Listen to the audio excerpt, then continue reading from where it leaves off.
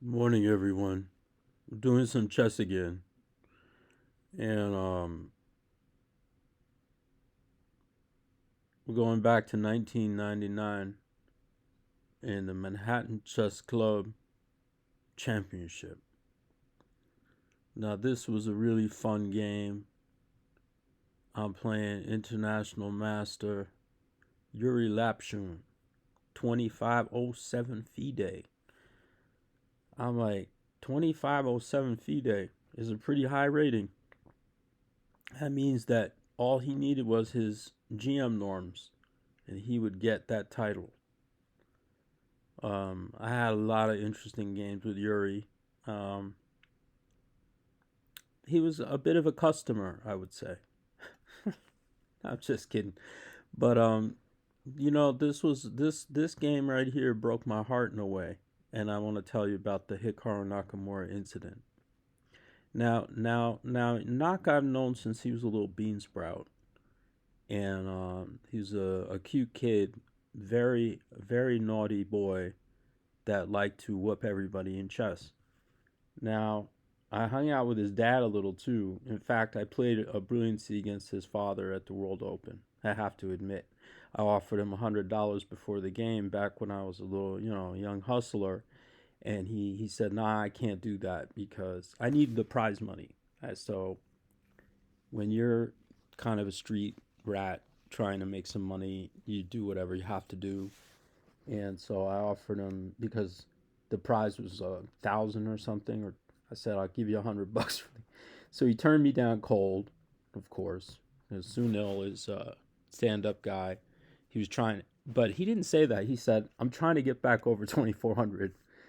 Uh, he understood that I needed the money, right?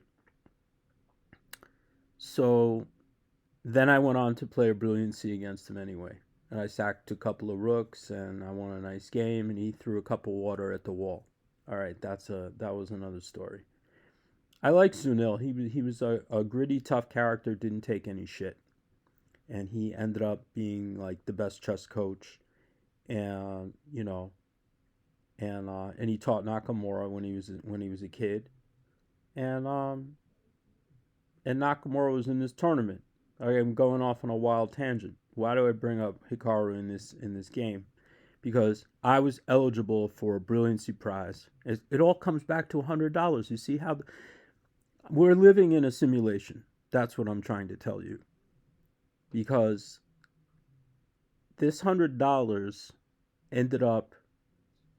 I not only did I not get the 100 from Sunil, but I didn't get it from Naka either because he he won the Brilliancy Prize for beating an expert in this tournament, which is $100. You can't make it up.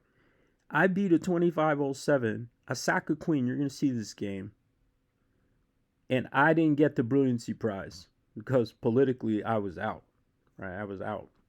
Now Fedorowicz was supposed to be the judge, and Fedorowicz had to leave, and Nick Conticello, who was also a buddy of mine, did the judging, and because he was down with Sunil and Naka, I didn't get this money. So the whole thing was wild, right? Anyway, let me show you what happened here. How could Naka get the Brilliancy Prize? All right, I understand he's Nakamura and he was in the mix. Look at this. Look at this. So Yuri Lapshin, by the way, is a wild man.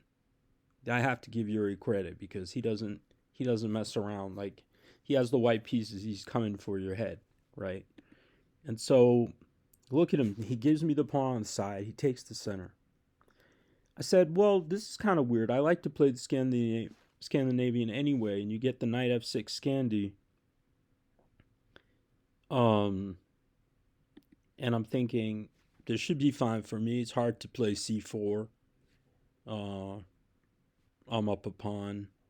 I'm going to take this thing back one way or the other. So he goes a3. Now, I'm like, oh shit. He's playing fast, by the way. So I took this one. He gets this guy back, and now I figure I might as well try and double the man's pawns, right? If I'm gonna go e6 and knight c6, and double the guy's pawns. Maybe have this weakness on d4. I don't know. Is he really just gonna go c3 and make it? I mean, it's just weird. Now the knight on b1 will be a little bit odd. So he went for c4, and typical Lapshun.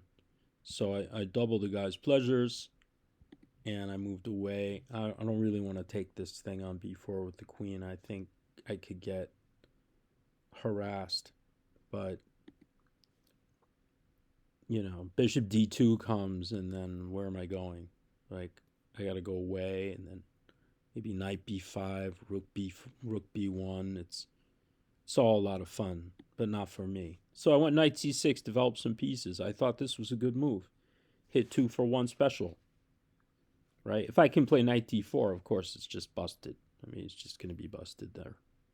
Because I'll get knight d4, and then I'll have like a queen e6 check or something, or a queen e5 check. So he goes here. Incidentally, I think knight b5 could have been advantage for him. But, maybe we could look at that later. Or maybe not at all, because I don't want to ruin everything.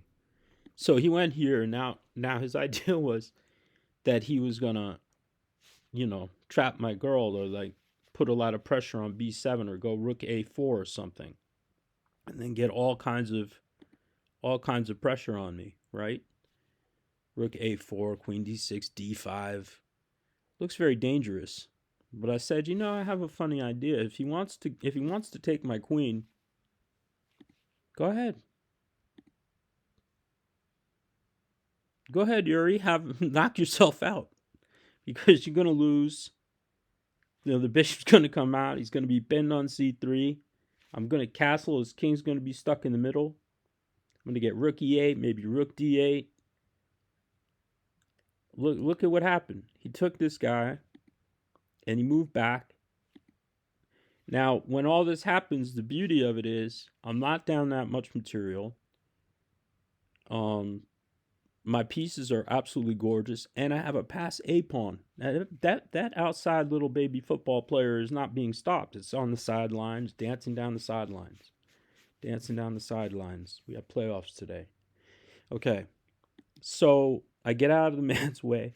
Where's he going to put this bishop, by the way? Where's he going to put this thing? He's going to put it on e8, and his king's he's got to get away. He feels like he moved the bishop because he wanted to make sure there was an evacuation square. Okay, so we come in with the tempo. This is beautiful. We give him the check, put him in the corner, take this dude, and come here with a tempo, another tempo. What's beautiful about this? It hits the queen, and the rook is frozen. Now the rook can't join the game. So he's sitting there with a useless light squared bishop. The baby pawn's coming down the outside. The queen's got to move. And now we link these dudes. Make sure that this rook will be trapped for good. And we'll gain a tempo on h3. And now all the pieces are totally corrupted. Bishop here. And now look at this gorgeous link. We don't care about that, man. What are you trying to do? He says, I've got to do something. He realizes if I take this one, then maybe he takes on f4. He starts to get some play. Not having it. Let's go. Dance. I mean, this is so much fun. I was having the time of my life. And I'm sitting there thinking, I'm going to win a Brilliancy prize.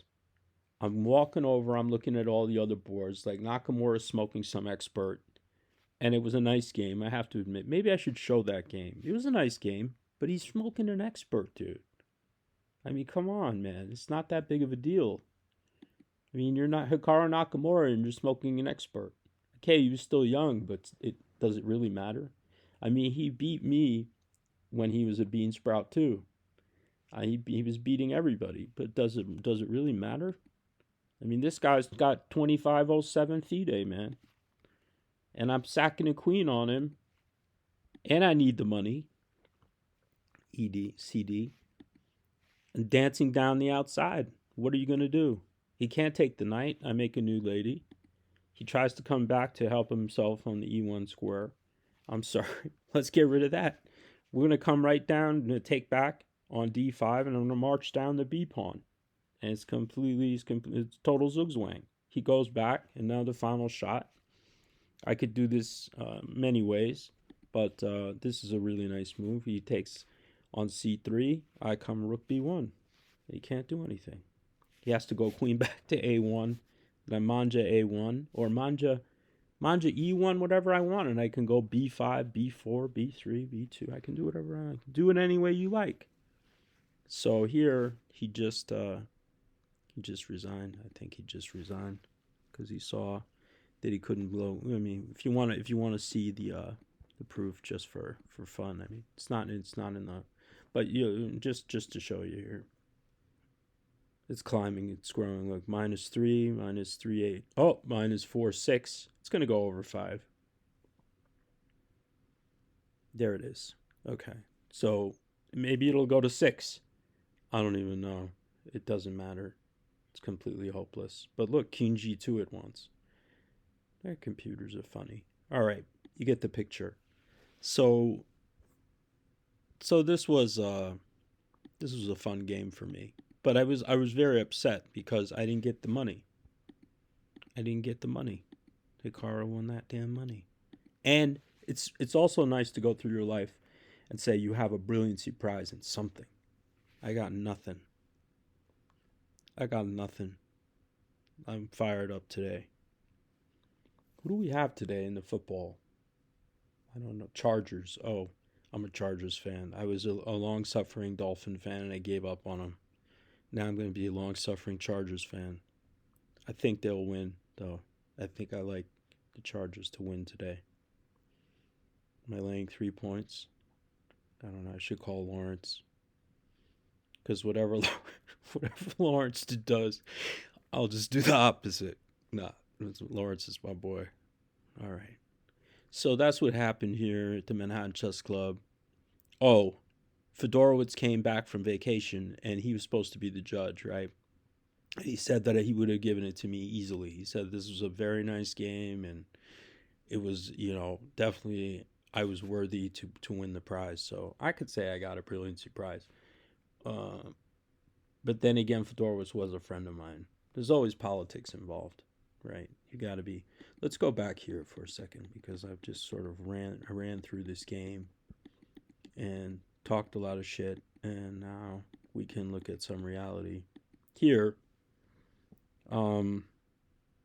yes, I think Bishop E3 is where he lost. Knight B5. Knight B5 is good for white.